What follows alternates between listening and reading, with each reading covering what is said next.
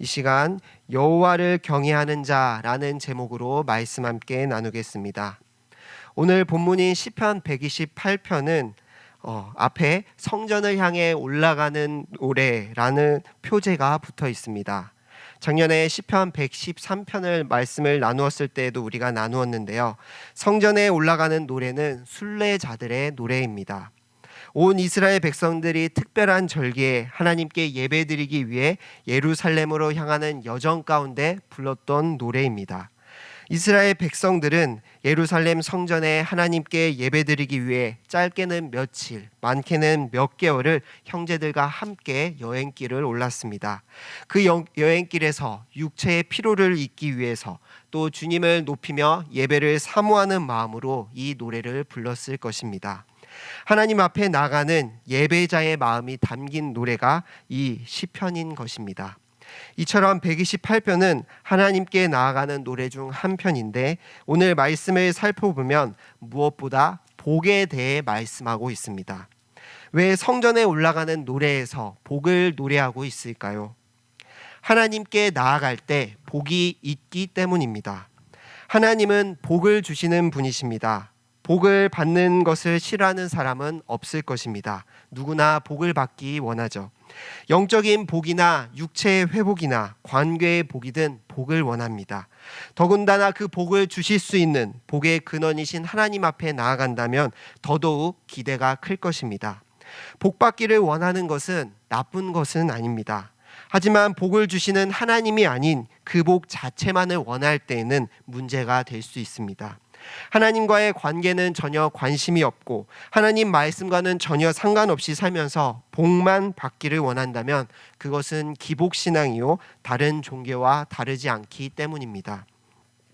복만을 원하는 것이 아니라면 하나님께 나아가는 자리에, 예배의 자리에 복을 기대하고 받을 은혜를 소망하는 것은 좋은 모습입니다.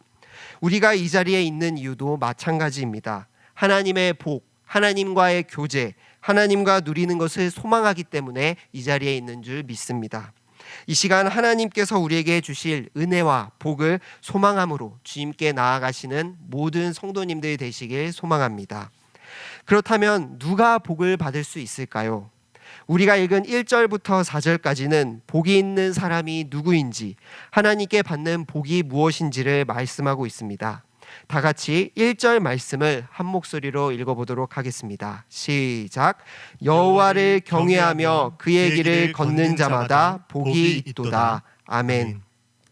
여호와를 경외하는 사람, 그의 길을 걷는 사람에게 복이 있다라고 말씀하십니다. 경외한다는 것이 무슨 뜻입니까? 그저 하나님을 높여드린다는 의미가 아닙니다. 하나님을 두려워하는 것입니다. 단순히 두려워하는 것이 아니라 하나님에 대한 경건한 두려움을 가지고 자신의 삶을 온전히 주님께 맡기며 의지하며 사는 것이 경외인 것입니다. 그렇게 경외는 삶으로 드러납니다. 아브라함을 통해서 하나님을 경외하는 사람의 모습이 어떠한지를 우리가 알 수 있는데요. 창세기 22장에 하나님께서 아브라함에게 내 사랑하는 독자 이삭을 번제로 바치라 말씀하셨습니다. 그때 아브라함은 믿음으로 하나님께 이삭을 바치려고 했습니다. 아브라함이 이삭을 번제단에 묶어놓고 칼을 들어 죽이려고 했을 때 여호와의 사자가 나타나 아브라함을 멈추게 하시며 이제야 너가 하나님을 경외하는 줄 내가 아노라 라고 말씀하셨습니다. 아브라함의 하나님을 전적으로 신뢰함으로 이삭을 바쳤을 때, 말씀에 순종하였을 때 그것을 하나님께서는 하나님을 경외하는 것이라 인정하셨습니다. 그로 말미암아 아브라함은 믿음의 조상이 되었습니다. 이처럼 하나님을 경외한다는 것은 하나님을 두려워함으로 말씀을 따라 순종하는 것입니다. 그래서 128편 1절에 경외한다는 것과 그의 길을 걷는다는 것은 동일한 의미로 볼 수 있고 두 번 강조하는 것으로 볼 수 있습니다. 자신의 길, 자신의 욕망과 욕심을 따라 살아가는 것이 아니라 하나님의 길로, 하나님의 말씀과 법도를 따라 살아가는 것이 하나님을 경외하는 사람의 모습인 것입니다. 그리고 경외하는 사람에게는 반드시 복이 있다라고 말씀하고 있습니다. 왜냐하면 하나님께서는 이 경외함을 중요시 여기기 때문입니다. 신명기에 약속의 땅에 들어가기 전 모세가 이스라엘 백성들에게 한 설교 중에 경외의 중요성을 찾아볼 수 있는데요. 다 같이 신명기 10장 12절 말씀을 한 목소리로 읽어보도록 하겠습니다. 시작. 이스라엘아, 내 하나님 여호와께서 내게 요구하시는 것이 무엇이냐? 곧 내 하나님 여호와를 경외하여 그의 모든 도를 행하고 그를 사랑하며 마음을 다하고 뜻을 다하여 내 하나님 여호와를 섬기고. 아멘. 모세가 하나님께서 요구하는 것이 무엇이라고 말씀하십니까? 곧 내 하나님 여호와를 경외하는 것이다 라고 요구하고 있습니다. 하나님을 경외함으로 그의 모든 도를 행하고 그를 사랑하며 마음을 다하고 뜻을 다하여 내 하나님을 섬기는 것입니다. 하나님을 두려워할 때 우리는 하나님께서 하신 말씀을 따라 행할 수 있습니다. 하나님을 두려워할 때 우리는 하나님을 사랑할 수 있습니다.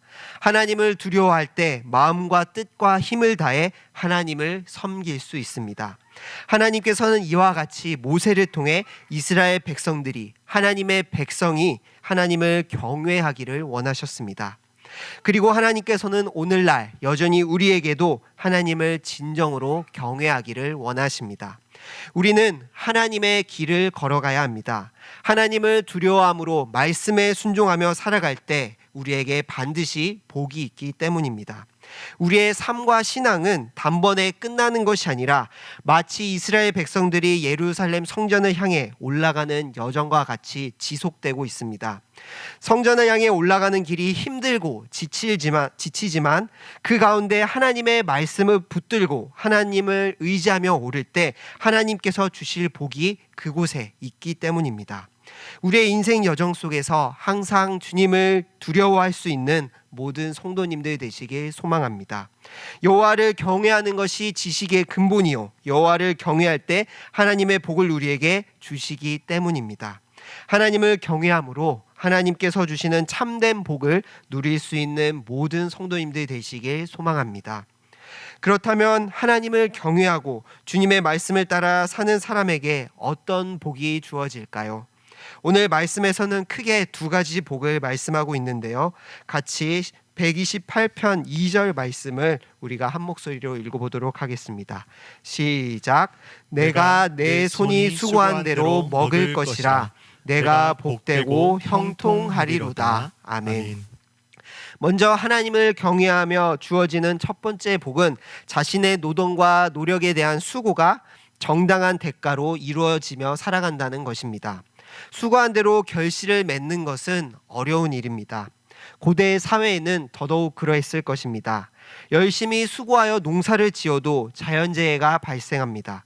메뚜기 떼로 인하여 애써 지은 곡식을 망치기도 합니다. 다른 민족의 침략으로 빼앗기기도 합니다. 오늘날도 마찬가지인 것 같습니다. 인생이 쉽지 않은 것은 노력한 대로 얻지 못하기 때문인 것 같습니다. 모두가 노력한 대로 잘 된다면 모두가 잘 되고 승승장구해야 되는데 다들 그렇게 되지는 않는 것 같습니다. 열매가 없고 결실이 없는 안타까운 상황에 직면할 때가 있습니다. 수고의 결과가 우리에게 있는 것이 아니라 하나님께 있기 때문입니다. 이러한 세상에서 하나님께서는 하나님을 경외하는 자들에게 자기가 수고한 대로 얻을 수 있는 하나님의 돌보심과 보호하심이 있다라고 말씀해 주십니다. 더 나아가서 2절에 손의 수고에는 또 다르게 주목해야 할 점이 있는데요. 그것은 손의 수고에 대하여 하나님께서 복을 주시는 것은 지극히 언약적이라는 사실입니다. 우리의 예배가 제대로 회복될 때 손으로 수고하는 일에 복이 주어지는 것은 당연하다라고 말씀하기 때문입니다. 신명기 12장 6절에서 7절 말씀입니다. 제가 읽겠습니다.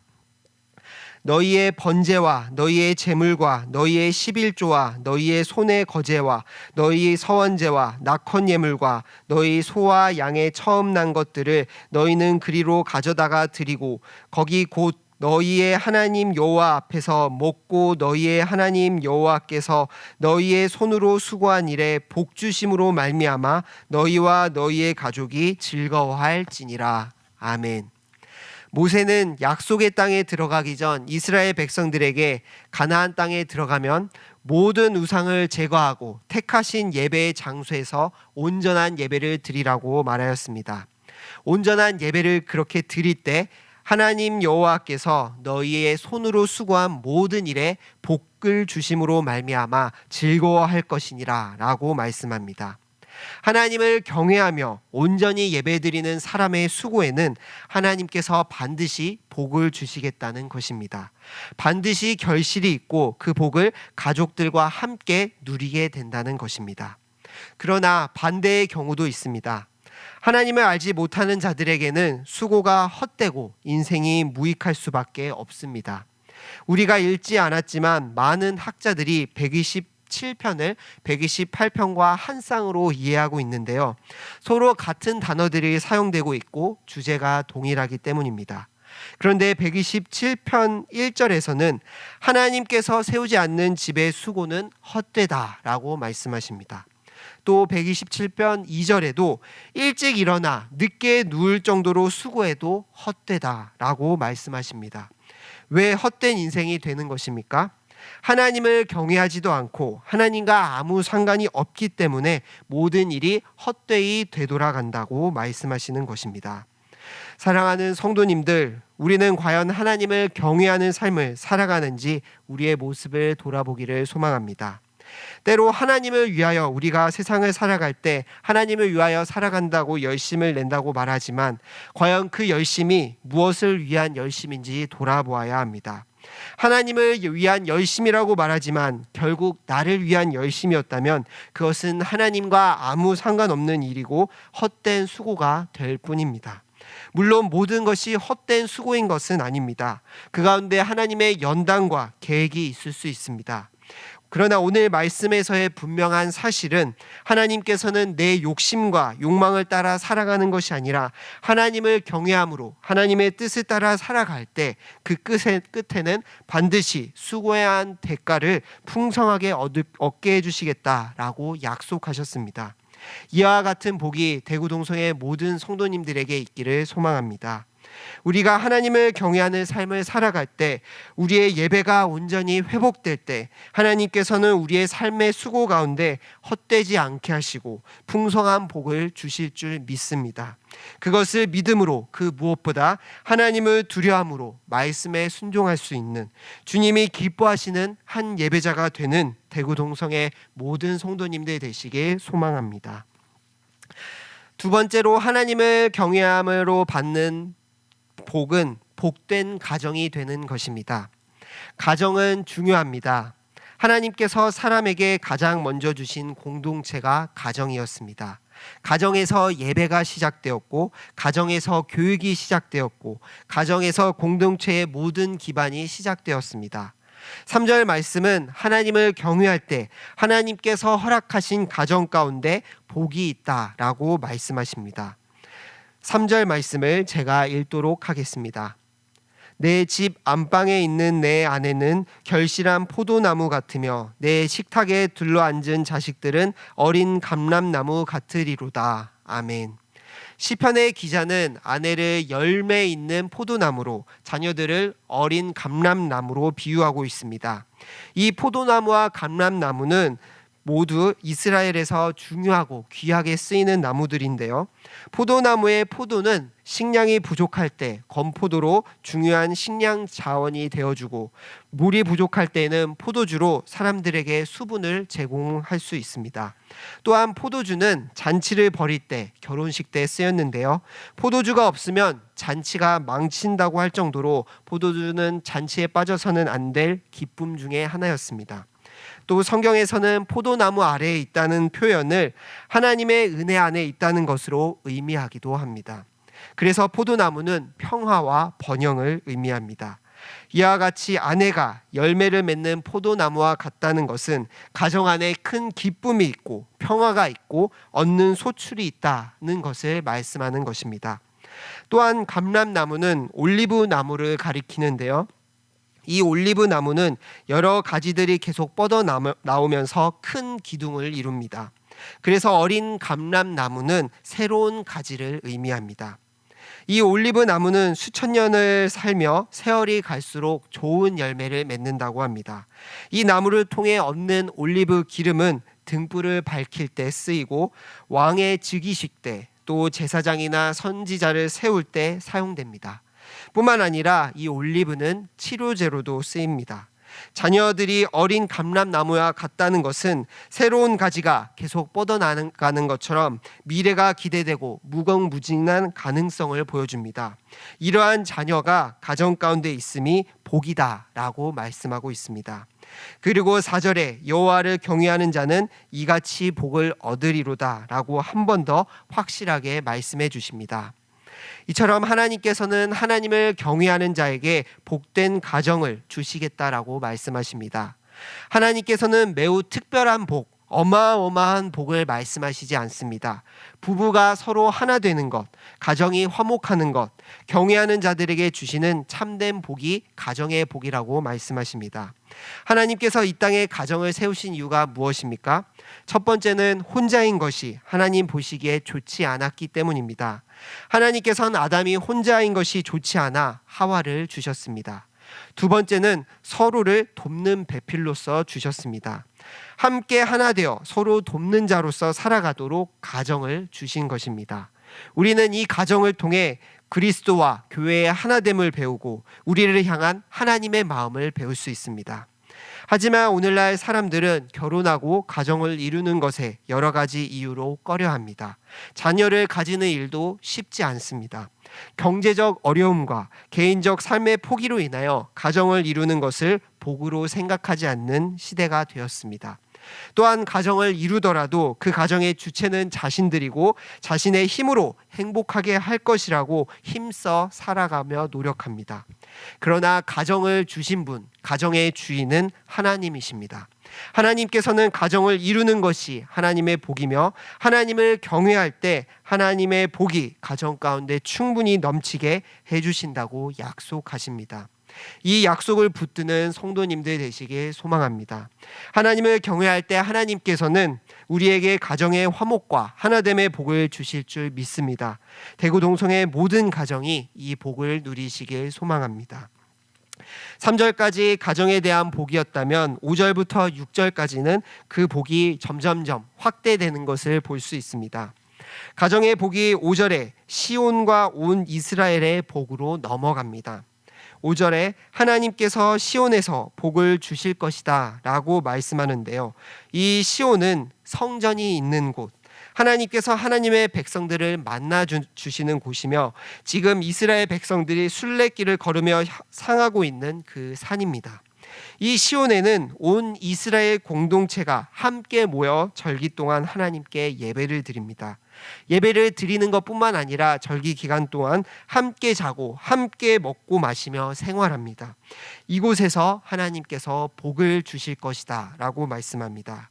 단순히 자기 가정만이 복으로 넘치는 것이 아니라 믿음의 공동체로서 하나님께 나아갈 때 복을 주신다 라고 말씀하시는 것입니다.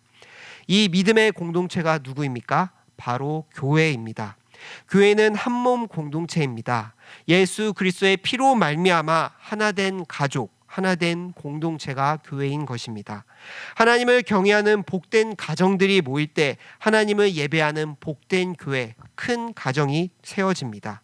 이 믿음의 공동체인 교회가 하나님을 경외함으로 하나 될 때, 하나님을 두려워할 때 교회 안에 화평과 평강이 넘쳐날 것입니다. 또 우리의 다음 세대들은 감람나무의 올리브 기름처럼 세상 가운데 하나님을 드러내는 데 쓰임받는 귀한 자녀들로 다음 세대로 세워질 것입니다. 이 시온의 복이 임할 것이다 라고 말한 시편의 기자는 더 나아가 5절 후반절에 예루살렘의 번영을 보게 될 것이다 라고 말하고 있습니다. 예루살렘은 정치, 경제, 문화의 중심지입니다. 그래서 예루살렘의 번영은 사회와 국가의 평안을 뜻하기도 합니다.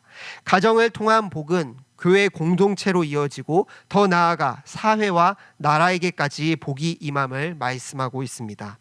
하나님께서는 하나님을 경외하는 자들을, 하나님을 만나기를 소망하는 자들을 통하여 복을 주시며 그 복을 우리의 이웃과 세상 가운데 드러내기를 원하십니다. 그리고 마지막 6절에는 이 모든 복이 계속해서 우리의 자녀들에게 이어지기를 축복하고 있습니다. 6절 말씀입니다. 내 자식의 자식을 볼지어다. 이스라엘에게 평강이 있을지어다. 아멘. 여기서 자식의 자식을 본다는 것은 단순히 오래 살아서 자손들을 눈으로 본다는 것이 아닙니다. 자식의 자식을 본다는 것은 대대로 하나님의 복이 이어짐을 의미하고 있습니다. 복을 누가 받습니까? 하나님을 믿는, 하나님을 경외하는 자들이 복을 받습니다. 그 믿음이 자손의 자손으로 이어지는 것입니다. 가정이 하나님을 경외함으로, 하나님을 믿음으로 하나 된다는 것은 부모의 믿음을 자녀도 동의한다는 것이고 함께 믿는 것을 의미합니다. 부모의 믿음이 자녀에게 임하고 그 자녀의 믿음이 그 자녀에게 임하는 것을 선포하며 대대로 그 가정 가운데, 우리의 민족과 다음 세대 가운데 평강이 있기를 소망하는 것입니다. 우리 대구 동성교회가 이런 복된 교회가 되기를 소망합니다. 각 가정이 하나님을 경외함으로 하나님이 주시는 복을 누리는 것뿐만 아니라 그 복이 교회 안에 흘러 넘쳐서 하나님의 평강과 놀라운 열매들이 맺어지기를 소망합니다. 더 나아가 지역사회에 하나님의 복을 드러낼 수 있고, 더 나아가 세상에 하나님의 복을 드러낼 수 있는 믿음의 공동체가 되기를 소망합니다. 그리고 그 복이 끊어지는 것이 아니라 우리의 세대를 넘어 다음 세대로 계속 이어짐으로 하나님이 세우신 교회와 공동체가 든든히 세워질 수 있는 대구 동성교회가 되기를 간절히 소망합니다. 말씀을 정리하겠습니다. 이 말씀을 준비하면서 한 가지 경험이 떠올랐는데요.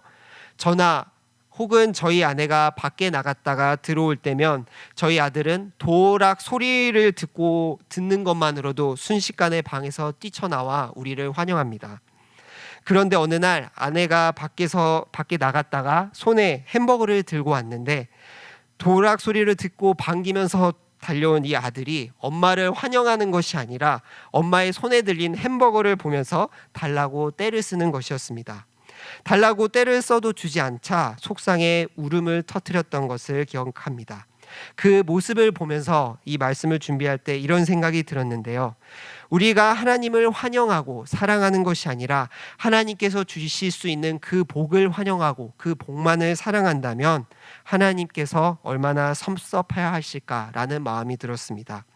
성도님들, 우리에게 하나님과의 온전한 관계가 가장 중요한 것인 줄 믿습니다. 그 관계에 있어서 가장 근본적인 것은 바로 하나님의 복을 우리가 사모하는 것이 아니라 하나님을 경외하는 것입니다. 우리가 하나님을 진정으로 경외함으로 하나님의 말씀을 사모하고 주신 말씀에 따라 살려할 때 하나님께서는 우리를 하나님을 경외한다 인정해 주시고 우리에게 참된 복을 주실 것입니다.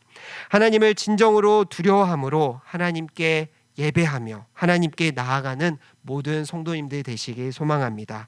그로 말미암아 하나님이 주실 복들을 누리며 살아가시는 모든 대구동성의 지체들 되시길 소망합니다. 기도드리겠습니다.